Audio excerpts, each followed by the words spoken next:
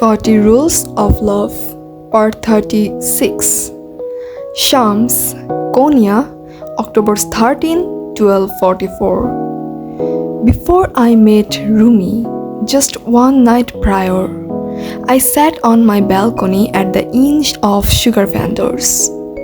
My heart rejoiced at the magnificence of the universe God had created on His image, so that everywhere we turned, we could both seek and find Him. And yet, human beings rarely did that. I recalled the individuals I had met, the beggar, the prostitute, and the drunk. Ordinary people who suffered from a common malady, separation from the One. These were the kind of people that the scholars failed to see while sitting in their ivory towers. I wondered if Rumi was any different. If not, I made a note to myself that I should be a conduit between him and the underbelly of society. The town had finally gone to sleep.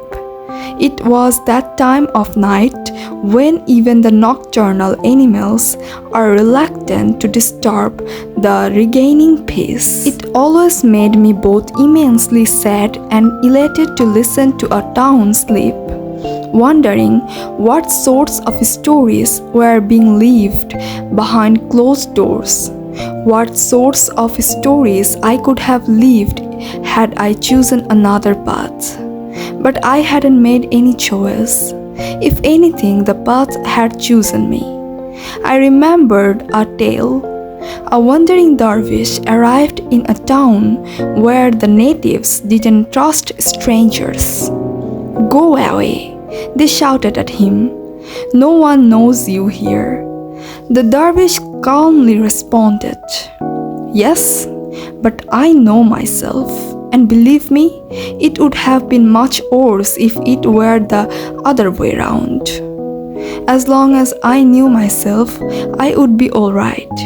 Whosoever knows himself knows the One." The moon showered me with its warm glow light. The light rain, as delicate as a silk scarf, began to fall on the town. I thanked to God for this blessed moment and left myself in His hands.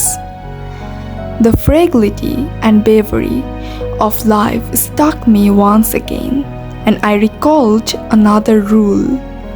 Life is a temporary loan, and this wood is always but a sketchy imitation of reality. Only children would mistake a toy for the real thing.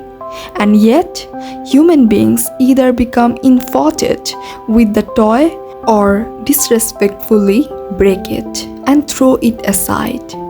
In this life, stay away from all kinds of extremities, for they will destroy your inner balance. Sufis do not go extremes.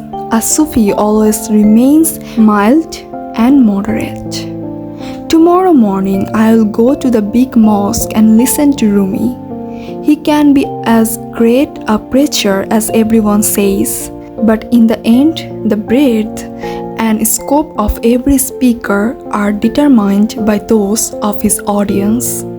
Rumi's words might be like a wild garden, full of tassels, herbs, spices, and shrubs.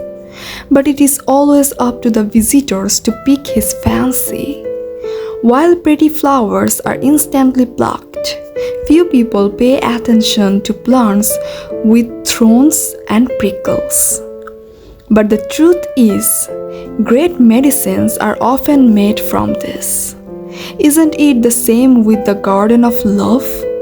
How can love be worthy of its name if one selects solely the pretty things and leaves out the hardships? It is easy to enjoy the good and dislike the bad. Anybody can do that.